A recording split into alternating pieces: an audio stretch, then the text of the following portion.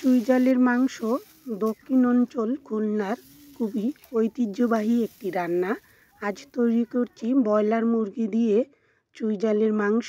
আর এই রান্নার জন্য মাংসের পিসগুলো মাঝারি সাইজের কেটে নিয়েছি। সেই সাথে রয়েছে আস্ত রসুন, আলুগুলো একটু বড় করে নিয়েছি। আর চুইঝাল তো অনেকেই আমরা চিনি, আবার কেউ চিনি না। এই ডালগুলো খেতে খুবই সুস্বাদু আর এতে উপকারিতাও রয়েছে। পেঁয়াজ কুচি আর কিছু বাটা মশলা। রান্নার জন্য বাটা মশলা নিয়েছি। এই রান্নায় বাটা মশলা হলেই খেতে বেশি টেস্টি হয়।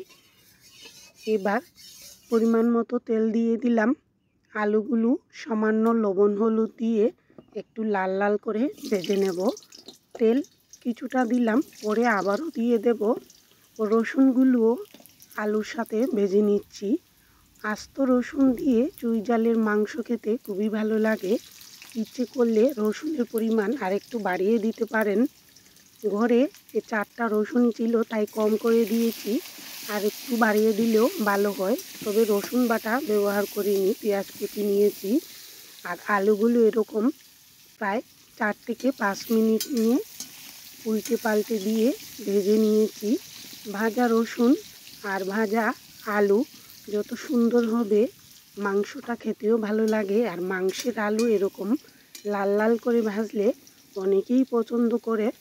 এরকম লাল লাল করে ভেজে নিয়েছি। এবার আস্তে আস্তে তেল ছেঁকে তুলে রাখছি। দক্ষিণ অঞ্চলে চুইঝাল একটা বিশেষ মশলা হিসেবে ব্যবহার হয়। আর এই চুইঝাল খেতে খুবই ভালো, হার্টের রোগীদের জন্য বিশেষ করে উপকারী। আবার যাদের শ্বাসকষ্ট বা হাঁপানি রয়েছে তাদের জন্য খুব উপকারী। আর এই চুইঝালের আরও অনেক উপকারিতা রয়েছে, যার কারণে মশলা হিসেবেও দারুণ, আবার স্বাস্থ্যের দিক দিয়ে খুবই উপকারী। আলু এবং রসুন তুলে রেখে আরও কিছুটা তেল দিয়েছি। আর এখানে প্রায় 1 কেজির মতো মাংস রয়েছে।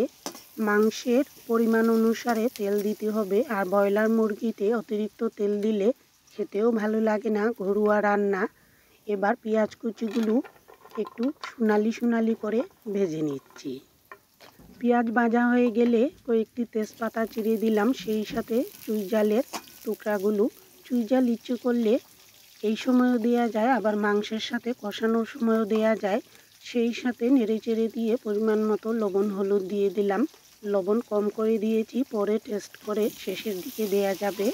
নেড়ে চেড়ে দিয়ে সেই ফাঁকেই বাটা মশলার মধ্যে জিরা, ধনিয়া আর শুকনো মরিচ বাটা দিয়ে দিলাম। আর চুইঝাল থেকে এমনিতেই একটু ঝাল বেরোয়, তাই ঝালের পরিমাণ কিছুটা কমিয়ে নিয়েছি, তবে নিজেদের রুচি মতো দিতে হবে। ঝালের পরিমাণ কম না দিলে চুইঝাল খাওয়ার সময় অতিরিক্ত ঝাল লেগে যায়। চুইঝাল চিবালে কিন্তু এমনিতেই একটু ঝাল ঝাল হয়, মুখে একটা ঝাল ঝাল স্বাদ চলে আসে। তাই চুইঝাল বেশি পরিমাণে দিলে রান্নায় ঝালের পরিমাণ কিছুটা কম রাখলে রান্নাটা একদম পারফেক্ট হয়। চুলার আঁচ একটু বেশি ছিল, তাই কষানোর জন্য জল দিয়ে আরও 2 মিনিট ভালো করে মশলাটা কষিয়ে নিলাম। এতে কালারটা দারুণ হবে। আর মাংসের মশলা কষিয়ে দিলে ঘ্রাণ খুব সুন্দর হয়।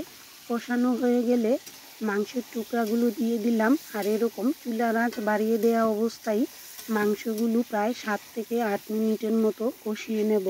ব্রয়লার মুরগি যত কষিয়ে রান্না হয় ততই বেশি টেস্টি হয়, যেহেতু এই মাংস কিছুটা নরম থাকে। ভালো করে ভেজে তারপর রান্না করলে খেতে কিন্তু দেশি মুরগির মতোই মনে হয়। আর চুইঝাল দিয়ে এই ব্রয়লার মুরগি অসাধারণ স্বাদের একটি রান্না। যারা কখনোই চুইঝাল খাননি একবার হলেও দেখে নিতে পারেন এই রান্নাটা ট্রাই করে। খুব স্বাদের একটি রান্না। আর চুইঝাল তো এমনিতেই ভীষণ উপকারী। ব্রয়লার মুরগি ছাড়া যে কোনো মাংস নিজেদের পছন্দ মতো মাংস দিয়ে এই রান্নাটা করে নিতে পারেন। এভাবে 7 থেকে 8 মিনিট খুব ভালো করে কষিয়ে নিয়েছি। আর মাংস থেকে যখনই তেল উঠে এসেছে তখন পরিমাণ মতো জল দিয়ে দিলাম। ব্রয়লার মুরগি ভালো করে কষিয়ে নিলে জল বেশি লাগে না, আর রান্নাটা তো একটু মাখা মাখাই হবে, তাই বেশি জল দিলাম না। নেড়ে চেড়ে দিয়ে আলুগুলো দিয়ে দিয়েছি। আর এই মাংস সেদ্ধ হতেও বেশি সময় লাগবে না, তাই একসাথে আলুও দিয়ে দিলাম। এবার মিডিয়াম আঁচে জলটা টকবক করে ফুটে আসা পর্যন্ত অপেক্ষা করলাম। জল ভালো করে ফুটে এসেছে, এবার ঢাকনাটা সরিয়ে নিয়েছি। ব্রয়লার মুরগি বেশি সময় ঢাকলে মাংসটা নরম হয়ে যায়, খেতে অনেকেরই ভালো লাগে না নরম মাংস, তাই যাতে একটু শক্ত ভাব থাকে তাই তাড়াতাড়ি ঢাকনাটা সরিয়ে রেখেছি। আর এইভাবে মিডিয়াম আঁচে বা চুলার আঁচটা বাড়িয়ে দিয়ে জলটা আর একটু শুকিয়ে নিয়েছি। তারপর নামানোর 2-3 মিনিট আগে গরম মশলা বাটা দিয়ে আবারও একটু নেড়ে চেড়ে নিলাম। নামানোর আগে লবণটা চেক করে নিতে হবে, আর ঝাল নিজেদের পছন্দ মতো দিলেই রান্নাটা বেশি স্বাদের হবে। চুই ঝালের মাংস দক্ষিণ অঞ্চলের খুবই ঐতিহ্যবাহী একটি রান্না। যারা পছন্দ করেন আশা করি আপনাদের কাছে ভালো লেগেছে। কেমন লাগলো জানাতে ভুলবেন না। আর এতক্ষণ পাশে থাকার জন্য সবাইকে অসংখ্য ধন্যবাদ।